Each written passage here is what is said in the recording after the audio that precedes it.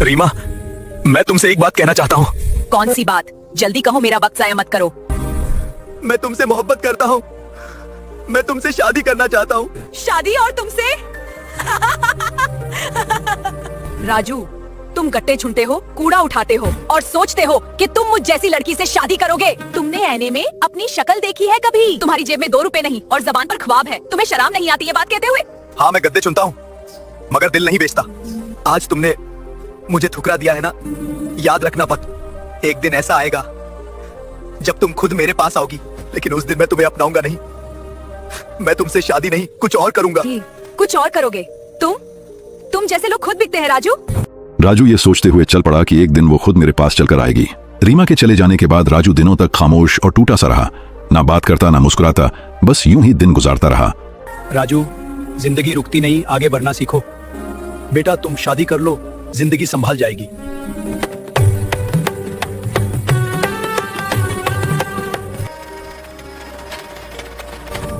3 साल हो गए हमारी शादी को राजू। अब भी गरीबी, अब भी भूख। मैं थक गई हूँ इस जिंदगी से। आपके 2 बच्चे बीमार पड़े हैं और तुम्हारे पास इतने पैसे नहीं कि उनका इलाज करवा सको।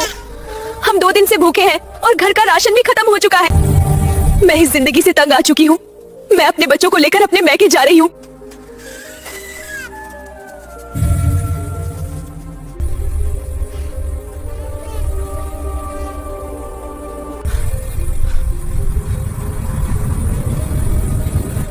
पहले मेरी मोहब्बत मुझे ठुकरा के चली गई, अब मेरी बीवी भी छोड़ गई। शायद इस दुनिया में सब कुछ पैसा है।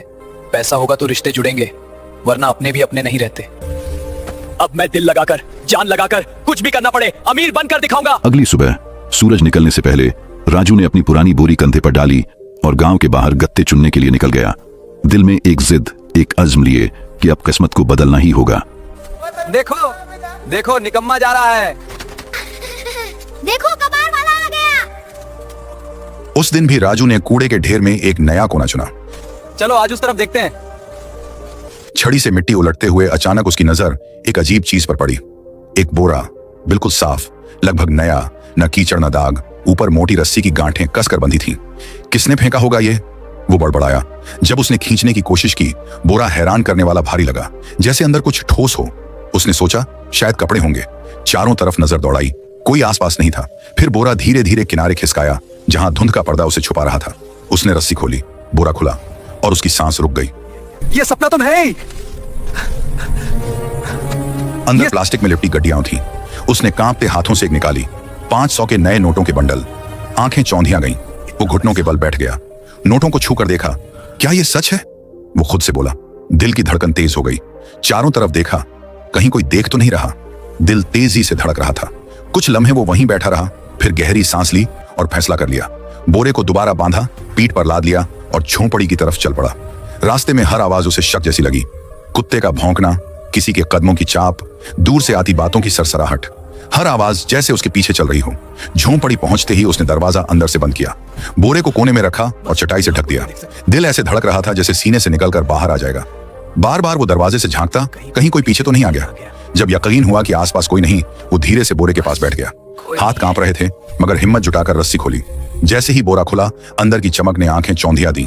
नोटों की गड्डियां एक से एक नई, छमछमाती। राजू ने एक गड्डी निकाली और गिनना शुरू किया। गिनते गिनते उसके होंठ सूख गए। सिर्फ एक गड्डी में 1 लाख रुपए। 1 लाख मतलब 30-40 करोड़। इतना पैसा ये कोई आम आदमी नहीं छोड़ सकता। किसी नेता या गुंडे का तो नहीं? अगर किसी ने ढूंढना शुरू कर दिया तो? अगर पुलिस आ गई तो? मैं क्या करूं? अब शायद सालों की गरीबी खत्म हो सकती है, पर यह पैसा किस्मत नहीं, मुसीबत भी हो सकती। दिल के अंदर 2 आवाजें लड़ रही थी। एक खुशी की कि सालों की गरीबी अब खत्म हो सकती है, और एक डर की जो अंदर से कह रही थी, यह पैसा किस्मत नहीं, मुसीबत भी हो सकता है। अगर किसी को पता चल गया तो लोग उसे चोर कहेंगे, पुलिस पकड़ लेगी या असली मालिक आ जाएगा। ये ख्याल आते ही राजू के अंदर हलचल मच गई। रात भर वो जागता रहा, बार बार बोरी के पास जाकर देखता, हाथ रखता और फिर हटा लेता। आखिरकार उसने खुद को तसल्ली दी, अगर कल सिर्फ एक गड्डी निकालकर इलाज करवा लूं तो किसी को क्या पता चलेगा। अगले दिन वो डॉक्टर के पास गया। डॉक्टर ने पहली बार उसे इज्जत से बैठाया, दवाइयां दी और कहा इलाज मुमकिन है। इन अल्फाज ने जैसे उसके अंदर नया हौसला भर दिया। सालों बाद राजू के चेहरे पर एक सच्ची मुस्कुराहट आई। वो समझ गया ये दौलत उसका इम्तिहान है, वरना वरदान नहीं। अगला दिन राजू के लिए एक नई सुबह बन गया। बरसों बाद उसने आईने में खुद को गौर से देखा। चेहरा कमजोर जरूर था, मगर आंखों में उम्मीद की चमक लौट आई थी। उसने सोचा, अगर समझदारी से काम लूं तो सब बदल सकता है। सबसे पहले उसने अपनी झोंपड़ी की मरम्मत करवाई, बोरे से कुछ पैसे निकाले, मजदूरों को बुलाया और छत बदलवा दी। भैया मेरी झोपड़ी की छत ठीक कर दो, दिहाड़ी मैं दे दूंगा। ठीक है।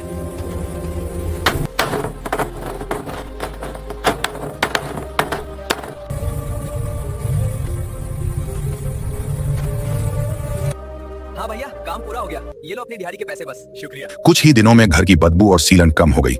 मोहल्ले वाले हैरान थे, अरे ये कबाड़ चुनने वाला अचानक कैसे बदल गया। राजू बस मुस्कुरा देता। दिल के अंदर एक राज छुपा था, ऐसा राज जो दौलत का था मगर सुकून छीनने वाला। कुछ हफ्ते बाद उसने अगला कदम उठाया। गांव की मेन सड़क पर एक छोटी सी किराने की दुकान खोली। पहले दिन सिर्फ दाल, चावल, नमक रखा। खुद दुकान पर बैठा, आने वालों को मुस्कुराकर सलाम किया। शुरू में लोग झिझके, मगर धीरे धीरे आने लगे। दुकान चल निकली। आटे की बोरियां, तेल के डिब्बे, मसाले, साबुन सब बिकने लगे। राजू ने इस पूरे दौर में बड़ी एहतियात बरती। उसके पास अचानक आई दौलत किसी भेद से कम नहीं थी, पर उसने कभी उसका दिखावा नहीं किया। वो जानता था, अगर जरा भी चमक दमक दिखाई तो लोग सवालों की बौछार कर देंगे। राजू अब रोज दुकान पर बैठता, हर आने वाले ग्राहक को मुस्कुराकर कहता, क्या चाहिए भैया। बाहर से वो अब भी वही सीधा साधा दुकानदार दिखता था, लेकिन अंदर से वो जानता था कि उसकी पुरानी बोरी में इतनी दौलत छिपी है जो न सिर्फ उसकी बल्कि कई जिंदगियों की किस्मत बदल सकती है। कभी कभी मोहल्ले की बुजुर्ग औरतें उसे कहती, राजू भैया तुम तो बहुत बदल गए हो। वो बस मुस्कुरा देता, लेकिन दिल के अंदर एक मीठा गरूर उमड़ पड़ता। आखिर किससे बुरा लगता है जब दुनिया आपके बदलाव को देखती है। वक्त गुजरता गया। राजू ने कारोबार बढ़ाया। कुछ महीनों बाद उस बोरी से थोड़ा और पैसा निकाला और एक छोटा सा गोदाम शुरू किया। माल ढोने के लिए एक पुरानी ट्रक खरीदी और अब वो सिर्फ बेचने वाला नहीं बल्कि सप्लाई करने वाला बन गया था। गांव के लोग अब उसे राजू लाल कहकर पुकारने लगे, जैसे वो कोई बड़ा व्यापारी हो। पर तर्क ही के इस सफर में भी एक डर हमेशा उसके अंदर जिंदा रहा। रात को जब वो बोरी के पास बैठता तो सोचता, अगर किसी दिन ये राज खुल गया तो, अगर असली मालिक सामने आ गया तो। फिर अगले ही पल खुद को दिलासा देता, नहीं, ये मेरी किस्मत का इनाम है। मैंने सालों की जिल्लत सही है, ये मेरी मेहनत का फल है। मैंने किसी का हक नहीं छीना। वक्त के साथ राजू खुद भी बदल गया था। जो आदमी कभी भीड़ में सर झुकाकर चलता था, अब सीधा चलता था, आंखों में एतबार ली। उसकी आवाज में अब झिझक नहीं थी, बल्कि एक ठहराव, एक यकीन था।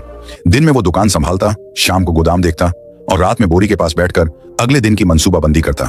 वो अब अपने पुराने राजू से कहीं आगे निकल चुका था, मगर दिल के किसी कोने में वही पुरानी जिद अब भी जिंदा थी। रीमा की बात जो कभी भूली नहीं गई थी। मगर यह भी सच था, तरकरखी के बीच भी एक खालीपन उसके अंदर अब भी गूंजता था। दौलत, इज्जत, शोहरत, सब कुछ होने के बावजूद दिल के किसी कोने में एक खामोशी बसी हुई थी। एक शाम जब वो थका हारा दुकान बंद करके लौटा तो दरवाजे पर दो चेहरे खड़े थे, पहचाने हुए मगर बरसों पुराने। वो उसकी बीवी और अंता और दोनों बच्चे थे। बच्चे अब बड़े हो चुके थे, मगर चेहरों पर झिझक और शर्मिंदगी थी। अंता की आंखें भीगी हुई थीं। राजू, उसने धीरे से कहा, हमसे गलती हुई थी, हालात ने मजबूर कर दिया था। तुम्हें छोड़कर जाना ठीक नहीं था। राजू के कदम जैसे जमीन में धंस गए। एक पल को वक्त रुक सा गया। यादें लौट आईं। वो दिन जब गरीबी और बीमारी ने उसे तोड़ दिया था, जब घर में खाने को कुछ नहीं था और अंता ने कहा था, मैं ये सब नहीं झेल सकती। फिर वो बच्चों को लेकर चली गई थी। उसके बाद सब बिखर गया था। अब वही अंता उसके दरवाजे पर खड़ी थी। बच्चे आगे बढ़े और बोले, बाबा हमें माफ कर दीजिए, हम आपके साथ रहना चाहते हैं। राजू का दिल कांप उठा। एक तरफ वो बाप था जो बच्चों को गले लगाना चाहता था, दूसरी तरफ वही टूटा हुआ इंसान था जिसे इन सब ने छोड़ दिया था। दिल के अंदर सवाल उठा, क्या उनका लौटना सच में मोहब्बत है या दौलत की चमक उन्हें वापस खींच लाई है? उसने ठंडे लहजे में कहा, जब मैं खाली हाथ था तुम सब चले गए थे, अब जब मेरे पास कुछ है तुम लौट आए हो। क्या ये प्यार है या लालच? अंता की आंखों से आंसू बह निकले। नहीं राजू, अब हम सच में पछता रहे हैं। बच्चों को तुम्हारा साया चाहिए। राजू ने नजरें झुका ली। अंदर जैसे आंधी चल रही थी। वो जानता था कभी कभी माफ करना आसान होता है, लेकिन भूलना नहीं। आखिरकार उसने कहा, बच्चे मेरे हैं और उनका हक कोई नहीं छीन सकता। मैं उनकी पढ़ाई, उनका भविष्य संभालूंगा। लेकिन अंता, हमारे बीच जो दीवार खड़ी हो चुकी है वो अब कभी नहीं गिरेगी। अंता चुप रही। बच्चों की आंखों में राहत थी। कम से कम अब उनके पिता फिर से उनकी जिंदगी में थे। मगर राजू के दिल का पुराना जख्म फिर हरा हो गया। बाहर की दुनिया कहती थी, राजू लाल अब एक कामयाब आदमी है, लेकिन अंदर से वो अब भी वही राजू था जो अपनी पुरानी बोरी के साथ माजी और हाल के बीच झूलता रहता था। उस रात राजू देर तक नींद नहीं ले पाया। वो बोरी के पास बैठा जैसे किसी पुराने दोस्त से बातें कर रहा हो। ये दौलत सब कुछ लुटा रही है, इज्जत, नाम, सुकून भरी जिंदगी, मगर क्या ये दिल की शांति भी लौटा पाएगी? सवाल हवा में तैर गया और जवाब में बस दीवारों की खामोशी थी। कुछ हफ्ते बीत गए। राजू की दुकान अब एक छोटे से साम्राज्य में बदल चुकी थी। गोदाम से माल निकलता, गाड़ियां यूं आती जाती और गांव वाले अब उसे राजू भाई कहकर इज्जत से पुकारते। बाहर की दुनिया में सब कुछ ठीक लगता था, पर अंदर एक बोझ था जो हर रात उसके सीने पर बैठ जाता। वो बोरी को देखता और खुद को समझाता, शायद किसी चोर ने फेंक दी होगी या शायद किस्मत ने मुझ पर दिया की होगी, लेकिन किस्मत जैसे उसकी हिम्मत की आजमाइश लेने पर तुली हुई थी। एक शाम वो घर के आंगन में चाय की चुस्कियां ले रहा था। अंदर टीवी पर खबरें चल रही थीं, रोज की सियासी बकवास जिस पर अब वो ध्यान नहीं देता था। लेकिन अचानक एंकर की आवाज तेज हुई, ब्रेकिंग न्यूज। राजू का दिल धक से रह गया। एंकर कह रहा था, विधायक के घर हुई बड़ी चोरी, करोड़ों रुपए नकद और जेवरात गायब। पुलिस को शक है कि चोर ने रकम कहीं छिपा दी है, जिसकी तलाश जारी है। एंकर की आवाज गूंजती रही, एक चोर विधायक के घर से पैसे चुराकर भाग गया। जब पुलिस ने उसका पीछा किया तो उसने पैसे कहीं छिपा दिए जो अब तक नहीं मिले। पुलिस लगातार तलाश कर रही है। राजू का हाथ कांप गया, दिमाग में जैसे बिजली सी कौंध गई। बोरा, वही बोरा, एंकर बोलता जा रहा था। सैकड़ों करोड़ अब भी लापता हैं। छोटे बंडल शायद कभी न मिले, लेकिन जांच जारी है। राजू के कानों में एंकर की आवाज गूंजने लगी, छोटे बंडल शायद कभी न मिले। उसके दिल ने धड़कना तेज कर दिया। मतलब शायद उसका बोरा अब भी महफूज है। लेकिन उसी लम्हे एक ठंडी लहर उसके जिस्म में दौड़ गई।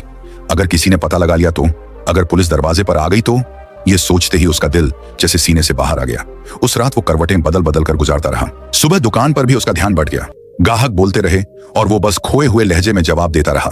मन के अंदर एक ही सोच बार बार गूंज रही थी, अगर सब छुपा रहा तो बच जाऊंगा, पर अगर राज खुल गया तो सब खत्म। शाम को वो बेचैन सा लौटा। झोंपड़ी में दाखिल होते ही दरवाजा बंद किया। बोरी के पास गया, रस्सी खोली। नोट अब भी वैसे ही चमक रहे थे, लेकिन इस बार वो चमक खौफनाक लग रही थी। उसे लगा जैसे उन नोटों की आंखें हैं जो उसे घूर रही हैं। राजू ने गड्डियां वापस रख दी और खुद से बोला, ये दौलत मुझे बचा भी सकती है और मिटा भी सकती है। उस दिन से उसने एक फैसला लिया, अब कोई जल्दबाजी नहीं। थोड़ा थोड़ा पैसा निकालेगा, धीरे धीरे खर्च करेगा ताकि किसी को शक ना हो। मगर दिल के अंदर एक नया झप बन चुका था।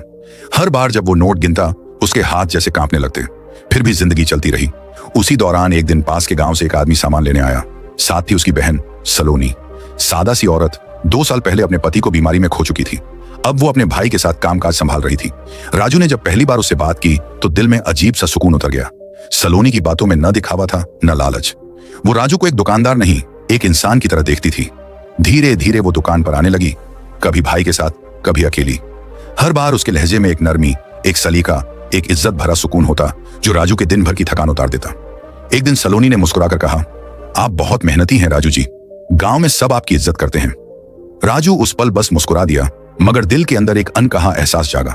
शायद पैसा इंसान को महफूज कर देता है, मगर किसी का अपनापन ही उसे जिंदा रखता है। जब सलोनी ने नरमी से कहा, आप बहुत इज्जतदार इंसान हैं, तो बरसों बाद पहली बार किसी के लफ्जों ने उसके दिल को छू लिया।